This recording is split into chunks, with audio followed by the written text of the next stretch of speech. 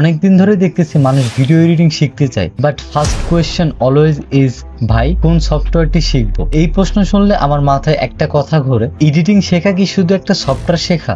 Nope, এটা একটা skill, এটা একটা চোখের ব্যাপার, একটা ভাবনার ব্যাপার, এটা একটা art. Creative thinking, story telling, streaming এবং কোথায় কোন টেক্সট অ্যানিমেশন, কোথায় কোন টেক্সট ইফেক্ট, কত সেকেন্ড ধরে একটা অ্যানিমেশন চলবে, দিস ইজ দ্য এডিটিং। আপনার যদি সত্যিকারের চোখ থাকে এবং কোন জায়গায় কোন মিউজিক দিলে গুজবাম্পস হবে, কোন কালার টোন কোথায় ইউজ করলে ভিডিওটা ওয়ার্ম হবে, ইমোশনাল হবে বা পাওয়ারফুল হবে, then you are a editor.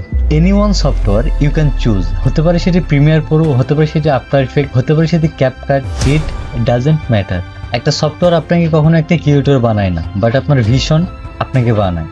একটা সহজ উদাহরণ দিই, একটা মানুষ যদি ড্রাইভিং পারে, সে সিভিকে চালাক, সে বিএমডাব্লিউ চালাক, এমনকি একটা ট্রাকও চালাক, সে পারবে। এর কারণ হচ্ছে সে জানে যে কিভাবে ড্রাইভ করতে হয়। একইভাবে একটা ভিডিও এডিটর জানে যে কোথায় কোন ইমোশনাল মিউজিক ইউজ করতে হবে, কোথায় কোন ব্যাকগ্রাউন্ড ইউজ করতে হবে, কোথায় কোন গ্রাফিক্স ইউজ করতে হবে। সো এটা একটা সেন্স যা একটা সফটওয়্যারে শেখা যায় না, বাট অভ্যাস এবং প্র্যাকটিসে গ্রো হয়। সো আমার message simple, don't wait for the perfect tool, start with what you have.